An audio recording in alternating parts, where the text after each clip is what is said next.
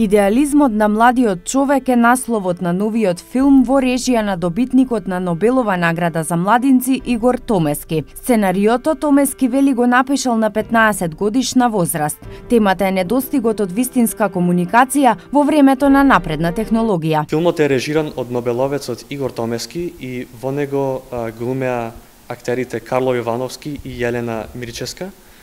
Во овој настан исто така ќе има прилог и за успесите на младиот нобеловец Игор Томески, исто така и за развитокот на драмската и на филмската сцена во Тетово.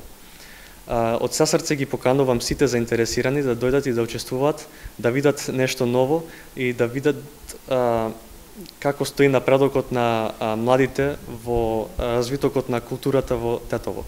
Премиерата на филмот, како и на останатите наградени проекти на Томески, ќе се одржи на 19 декември недела во 19 часот во Центарот за култура Илјо Антески Смок во Тетово.